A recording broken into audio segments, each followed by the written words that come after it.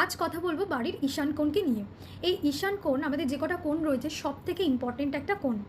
এটি হচ্ছে উত্তর পূর্ব কোণকেই ঈশান কোণ বলা হয়। এবং এই দিকে যেটা মানে নির্দেশ করে আমাদেরকে সেটা হচ্ছে ভাগ্য, নিউ অপরচুনিটিস, লাভ এগুলোকে। এই দিকে একদমই যেটা করতে নেই সেটা হচ্ছে বাথরুম, ডাস্টবিন, কোনো ভারী জিনিস রাখতে নেই একদমই, আর ওভারহেড ট্যাঙ্ক একদমই করতে নেই। যদি এগুলো থাকে তাহলে কি হবে? প্রথম কথা হচ্ছে তোমাদের বাড়িতে অশান্তি, ঝগড়া অশান্তি লেগেই থাকবে। দ্বিতীয়ত হচ্ছে তোমাদের শুভ কাজ আসতে চায় না, হতে চায় না, শরীর খারাপ লেগে থাকা, নানান ধরনের প্রবলেম, একটার পর একটা প্রবলেম লেগেই থাকা, এই জিনিসগুলো কিন্তু হবে।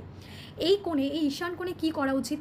এই এই ঈশান কোণে যেটা করা উচিত সেটা হচ্ছে ঠাকুর ঘর করা উচিত, আর পরিষ্কার পরিচ্ছন্ন রাখা উচিত। ঠিক আছে?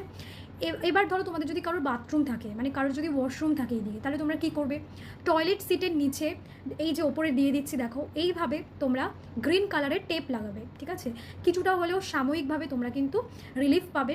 অবশ্যই তোমরা এই পেজটাকে এরকম জন্যে, এরকম রেমেডিসের জন্য তোমরা ফলো করে রাখো। এটা আমার একদম নিউ পেজ, তো একটুখানি সাপোর্ট সবার থেকে আশা করব।